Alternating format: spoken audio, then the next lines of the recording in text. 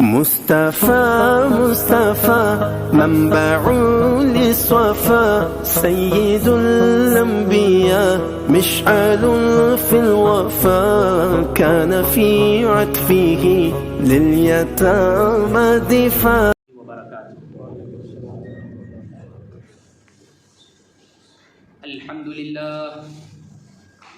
الحمد لله رب العالمين، والصلاة والسلام على أشرف الأنبياء والمرسلين وعلى آله وأصحابه وذرياته وأهل بيته أجمعين.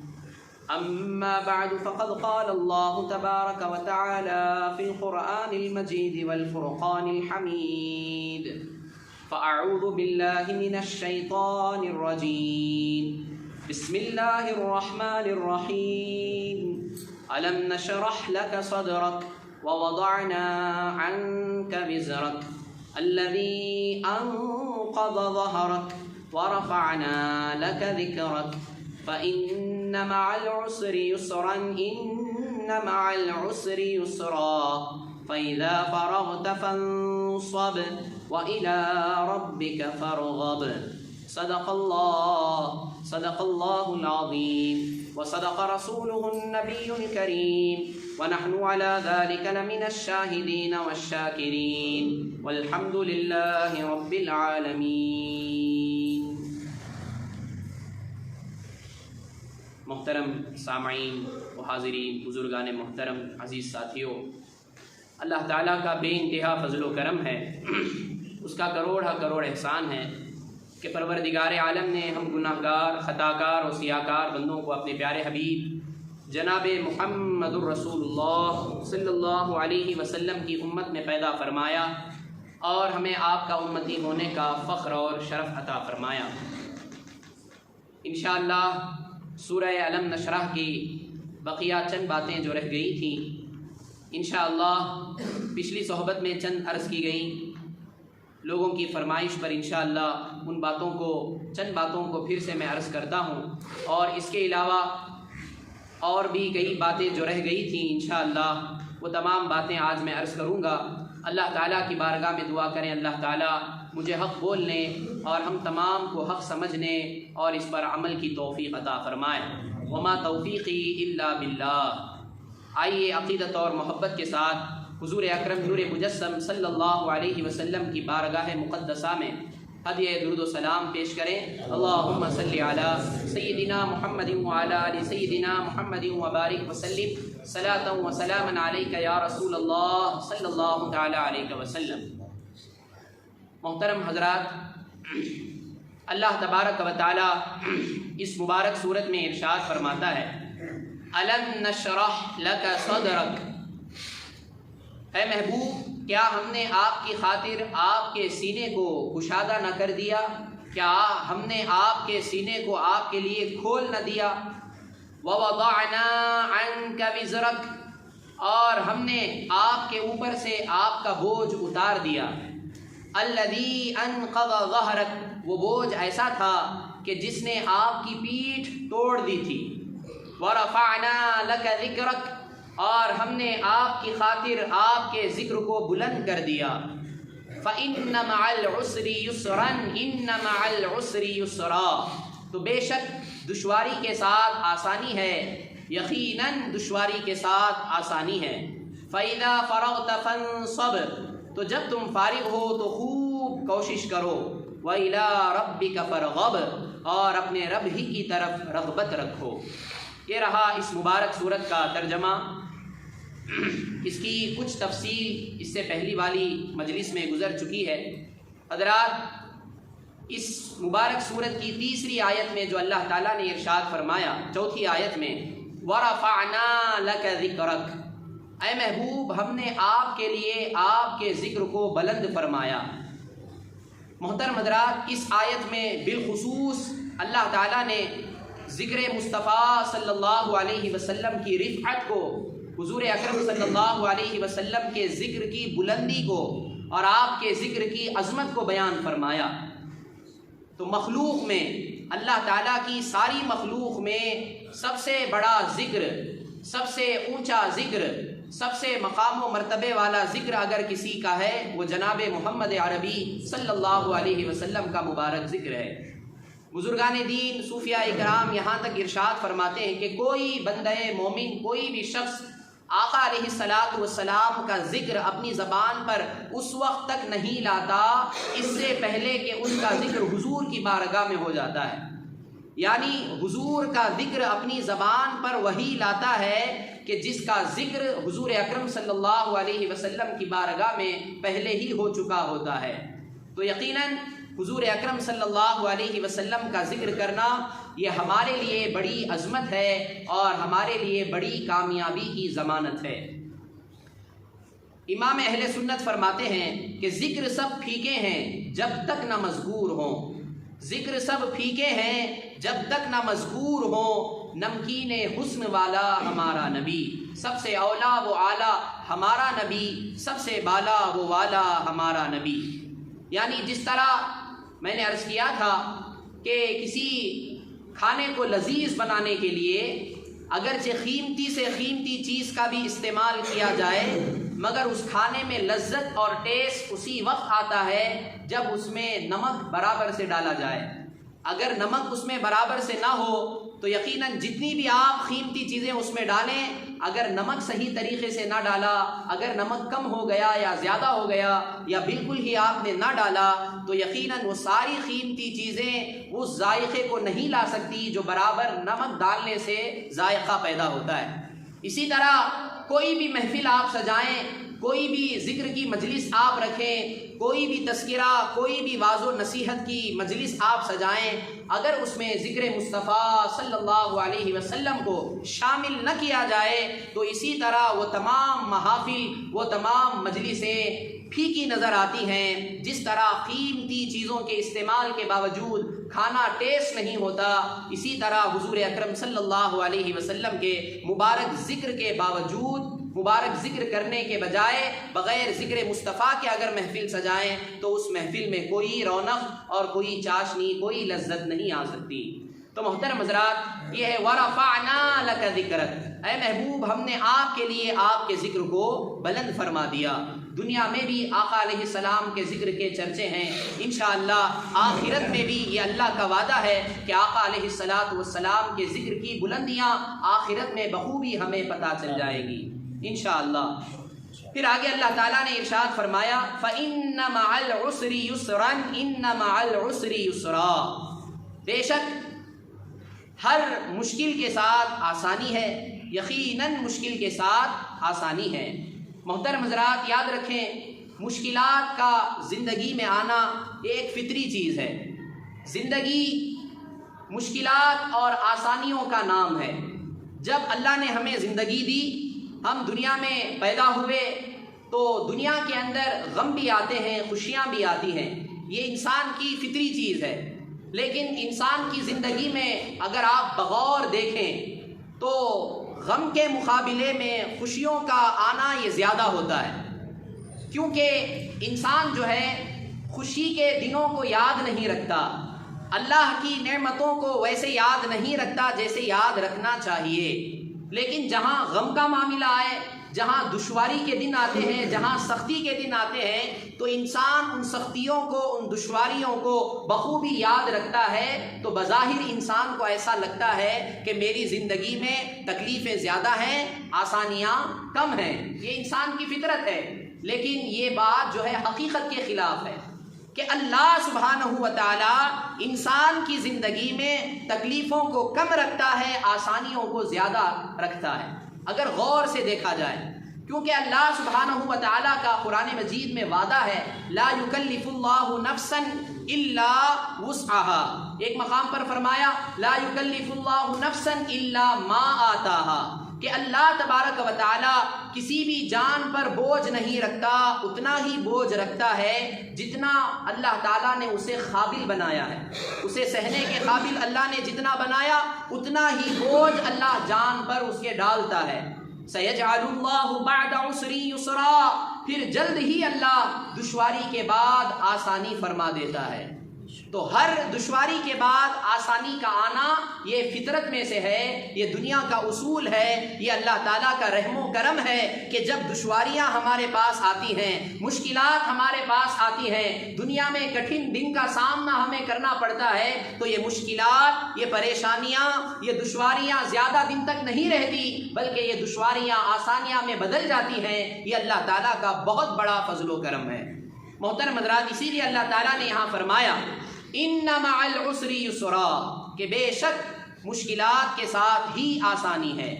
میں نے پچھلی صحبت میں یہ عرض کیا تھا کہ عسر اور یسر یہ عربی زبان کے الفاظ ہیں۔ عسر کے معنی ہے سختی، دشواری، تکلیف، یسر کے معنی ہے آسانی۔ اللہ تعالیٰ نے ان دو آیتوں میں دو مرتبہ ان الفاظ کا ذکر فرمایا۔ عسر بھی 2 مرتبہ ہے، یسر بھی 2 مرتبہ ہے۔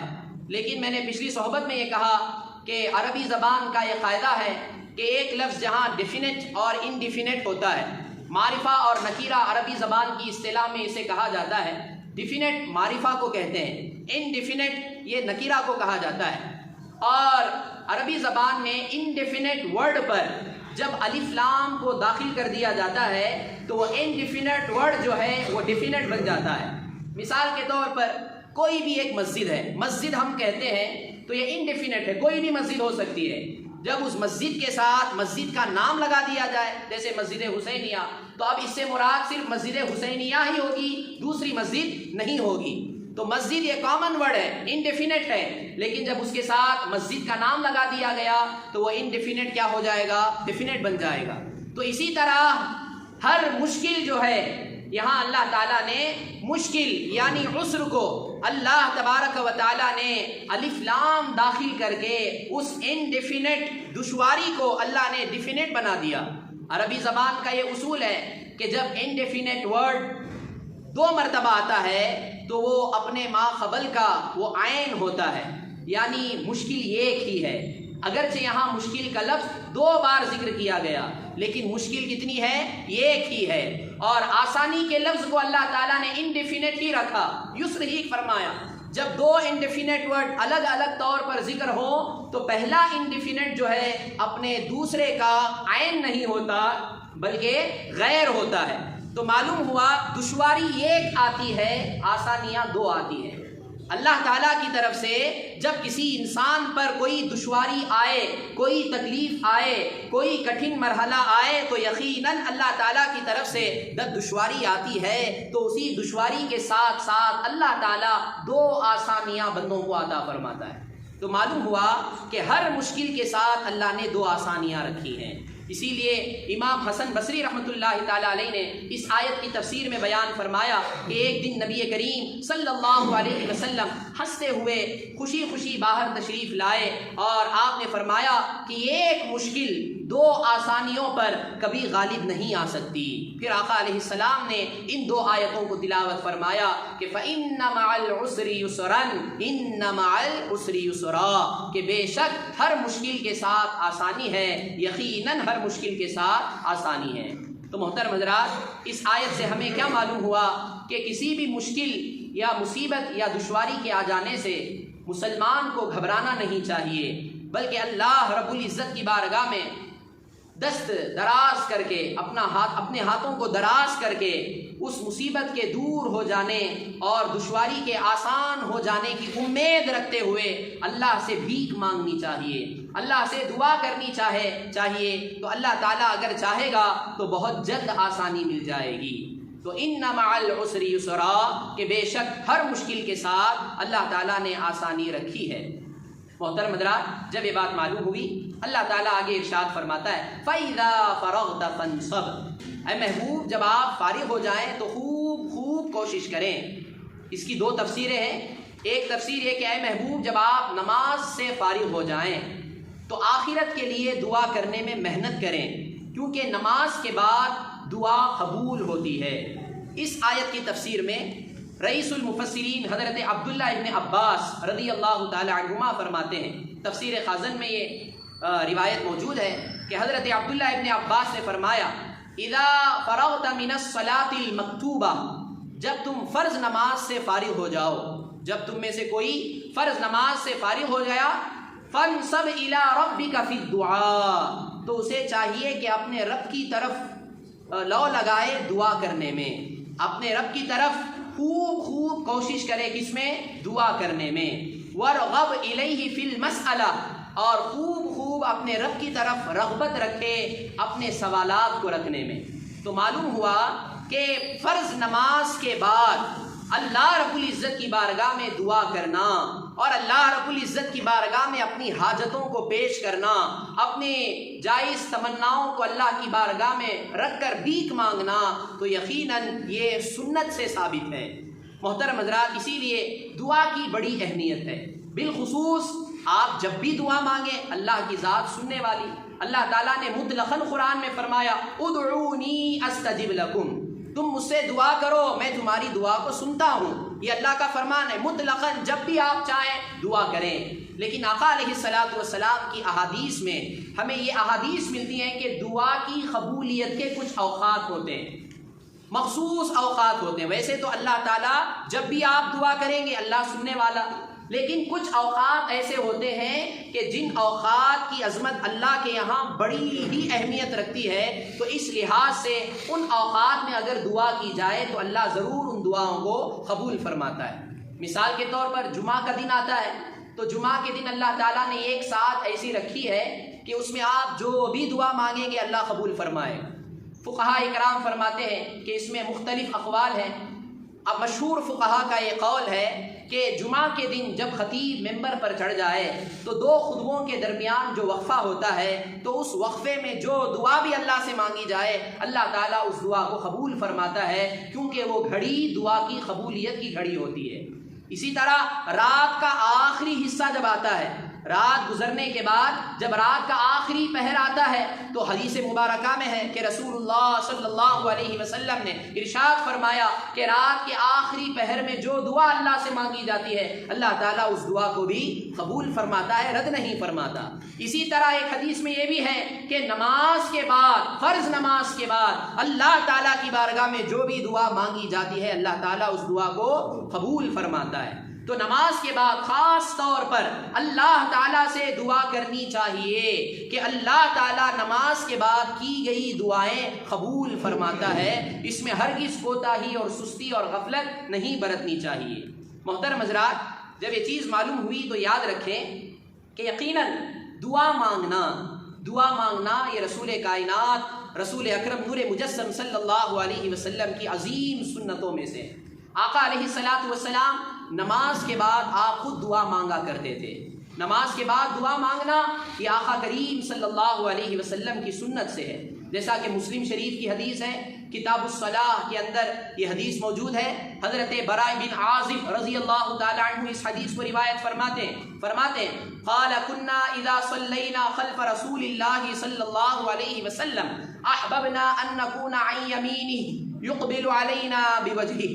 آقا علیہ الصلاۃ والسلام کے صحابی حضرت براء بن عازب رضی اللہ تعالی عنہ فرماتے ہیں کہ ہم جب بھی نماز پڑھتے رسول اللہ صلی اللہ علیہ وسلم کے پیچھے جماعت کے ساتھ، جب بھی آقا علیہ السلام کے پیچھے ہم نماز پڑھتے تو ہم میں سے ہر ایک یہ چاہتا، یہ اس کی خواہش ہوتی کہ وہ حضور کے داہنی جانب کھڑا ہو جائے، حضور کے رائٹ سائڈ کھڑا ہو جائے۔ کیوں کھڑا ہو؟ یقبل علینا بوجہہ، تاکہ آقا علیہ الصلاۃ والسلام ہماری طرف اپنا رخ کریں، ہم حضور کے چہرے کی زیارت کریں۔ نماز سے فارغ ہونے کے بعد آقا علیہ الصلاۃ والسلام داہنی جانب رخ کر کے بیٹھتے، یہ مسلم شریف کی حدیث ہے۔ آقا علیہ الصلاۃ والسلام کی عادت کریمہ تھی کہ سلام پھیرنے کے بعد مقتدیوں کی طرف پیٹھ ہی دکھا کر نہ بیٹھتے، بلکہ آپ داہنی طرف رخ کر کے بیٹھ جاتے۔ آج جو سلام پھیرنے کے بعد داہنی طرف رخ کر کے بیٹھا جاتا ہے، اس کی یہی حدیث دلیل ہے کہ یہ سرکار دو عالم صلی اللہ علیہ وسلم کی سنت سے ثابت ہے۔ یقبل علینا بوجہہ، پھر فرماتے ہیں کہ آقا علیہ الصلاۃ والسلام نماز سے فارغ ہونے کے بعد داہنی طرف رخ کر کے بیٹھ جاتے۔ قال فسمعته يقول رب قنی عذابك يوم تبعث او تجمع عبادك۔ آقا علیہ السلام اللہ کی بارگاہ میں دعا کرتے۔ اب حضرات دیکھیں اس حدیث سے کیا معلوم ہوا، حضور نے بلند آواز سے دعا کی تبھی تو صحابہ نے سنا۔ آہستہ اپنے ہی دل میں دعا کر لینا ہی اگر مقصد ہوتا تو صحابہ نہ سنتے۔ آقا علیہ الصلوۃ والسلام نے بلند آواز سے دعا کی نماز کے بعد، تو صحابہ سن رہے ہیں اور باقاعدہ حدیث بیان ہو رہی ہے۔ امام مسلم نے اس حدیث کو بیان فرمایا ہے کہ آقا علیہ الصلوۃ والسلام نماز سے فارغ ہونے کے بعد داہنی طرف رخ کر کے بیٹھ جاتے، اور ہر صحابی کی یہ خواہش ہوتی کہ ہم حضور کے داہنی طرف کھڑے ہو جائیں، اور حضرت برا بن عازب فرماتے ہیں کہ ہم نے رسول اللہ صلی اللہ علیہ وسلم کو یہ دعا کرتے سنا۔ وہ دعا کیا ہے؟ رب قنی عذابک یوم تبعث او تجمع عبادک۔ الہ العالمین، میں تیرے عذاب سے پناہ چاہتا ہوں، میں تیرے عذاب سے چھٹکارا چاہتا ہوں، مجھے تو اپنے عذاب سے بچا لے اس دن جس دن تو اٹھائے گا اور تیرے بندوں کو جمع فرمائے گا۔ یعنی قیامت کے دن کے عذاب سے میں تیری پناہ چاہتا ہوں، قیامت کے دن کے عذاب سے تو مجھے بچا لے۔ یعنی یہ دعا آقا علیہ الصلوۃ والسلام نے کی، صحابہ نے سنی اور صحابہ نے آمین کہا۔ تو محترم حضرات، معلوم ہوا کہ نماز کے بعد دعا کرنا یہ بدعت نہیں، یہ سنت رسول صلی اللہ علیہ وسلم سے ثابت ہے۔ حضرت ابو ہریرہ رضی اللہ عنہ فرماتے ہیں، ابن ماجہ شریف اور ترمذی شریف کی حدیث ہے کہ آقا علیہ الصلوۃ والسلام نے فرمایا لیس شیء اکرم علی اللہ سبحانہ من الدعاء، کہ اللہ تبارک و تعالیٰ کے یہاں دعا سے بڑھ کر کوئی چیز مکرم نہیں ہے۔ اللہ کی بارگاہ میں سب سے بڑی اہمیت رکھنے والی، سب سے بڑی مکرم چیز اگر کوئی ہے وہ دعا ہے، کیونکہ یاد رکھیں دعا یہ مومن کا ہتھیار ہے، دعا ایمان والے کے لیے سب سے بڑی دولت ہے۔ جب دینے والا خود کہہ رہا ہے کہ اے مانگنے والوں مانگو میں تمہیں عطا کروں گا، تو ہماری ہی یہ سب سے بڑی غفلت ہے، یہ سستی ہے کہ ہم اپنے رب سے مانگنے میں بڑی غفلت برتتے ہیں، یہ ہماری خامی ہے۔ محترم حضرات، ایک اور حدیث سن لیں کہ المعجم الکبیر کی یہ حدیث ہے، امام طبرانی نے اس حدیث کو روایت فرمایا۔ یعنی یہ حدیث یہ مسئلہ بتاتی ہے کہ ایک شخص بلند آواز سے دعا کرے اور سب لوگ آمین کہیں، یہ بھی حدیث سے ثابت ہے۔ جیسا کہ حضرت حبیب بن مسلمہ الفہری رضی اللہ تعالی عنہ، یہ صحابی رسول ہیں، ان کے تعلق سے بتایا جاتا ہے کہ یہ مستجاب الدعوات تھے، یعنی جو بھی یہ دعا کرتے اللہ تعالیٰ اس دعا کو قبول فرما لیتا۔ ایک موقع ایسا آیا کہ آپ ایک لشکر کے امیر ٹھہرے، امیر بنائے گئے، اور تنگ راستوں سے آپ گزر کے جا رہے تھے دشمنوں سے مقابلہ کرنے کے لیے۔ اس وقت آپ نے اپنی زبان سے کہا، کیا کہا؟ دوسرے صحابہ کو آپ مخاطب کر کے فرمایا سمعت رسول اللہ صلی اللہ علیہ وسلم، میں نے رسول اللہ صلی اللہ علیہ وسلم سے سنا۔ کیا سنا؟ یقول لا یجتمع ملأ فیدعو بعضهم ویؤمن سائرهم الا اجابهم اللہ۔ آپ فرماتے ہیں کہ میں نے رسول اللہ صلی اللہ علیہ وسلم سے یہ سنا کہ حضور نے فرمایا کہ جہاں کوئی لوگوں کی جماعت ٹھہرے اور ان میں کا ایک آدمی اللہ کی بارگاہ میں دعا کرے، اور اس کے علاوہ جتنے جماعت میں لوگ ہیں وہ سب کے سب آمین کہیں، تو اللہ تعالیٰ ضرور اس دعا کو قبول فرماتا ہے۔ تو محترم حضرات، جماعت کے ساتھ دعا کرنا یعنی ایک آدمی دعا کرے اور سارے لوگ اس دعا پر کیا کہیں؟ آمین کہیں، یہ بھی سرکار دو عالم صلی اللہ علیہ وسلم کی سنت ہے۔ اب اس کی فضیلت کیا ہے؟ میں نے عرض کیا تھا، سن لیں کہ جو ایک آدمی دعا کرنے والا دعا کرتا ہے، اب آمین کہنے والوں میں بہت سے افراد رہتے ہیں، نیکوکار بھی ہوتے ہیں، گناہ گار بھی ہوتے ہیں، الگ الگ کیٹیگری کے لوگ ہوتے ہیں۔ اس کی ایک فضیلت یہ ہے، ایک اہمیت یہ ہے کہ اگر ان تمام لوگوں میں اگر کوئی ایک شخص بھی اللہ کا نیک ہے، اللہ کا محبوب ہے، تو اللہ تعالیٰ اس کی ایک آمین کی برکت سے سب کی دعاؤں کو اللہ قبول فرما لیتا ہے۔